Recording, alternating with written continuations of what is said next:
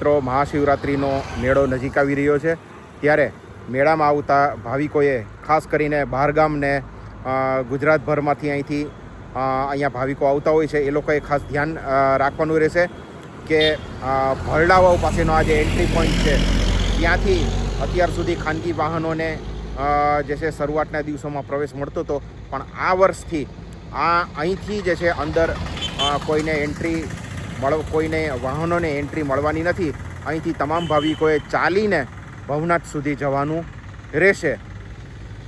જે ભાવિકોએ ભવનાથ સુધી જે ચાલી શકે એમ ન હોય એણે એસટી બસની અંદર બેસીને ભવનાથ સુધી જઈ શકશે. બાકી ખાનગી વાહનો જે દ્વિચક્રી છે, રિક્ષા છે, 4 વ્હીલ છે એ જઈ શકશે નહીં. આ વખતે એન્ટ્રી માટેના પાસ જ તંત્રએ છપાવ્યા નથી. જોઈ શકો છો મિત્રો આ રૂટ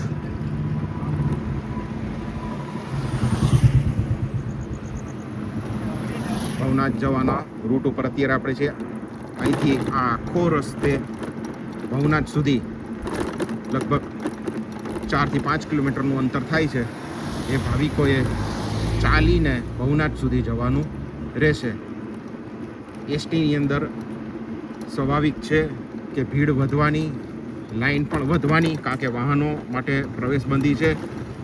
તો લાઈનમાં ઊભો એટલા સમયમાં તમે ચાલીને ત્યાં પહોંચી શકો, કારણ કે લાઈનમાં ઊભા પછી બસમાં બેસવાનો તમારો વારો આવે. બસ જે છે ભારે ટ્રાફિકની અંદર ભવનાથ પહોંચે ત્યાં સુધીમાં તમે ચાલીને લગભગ ત્યાં પહોંચી શકો.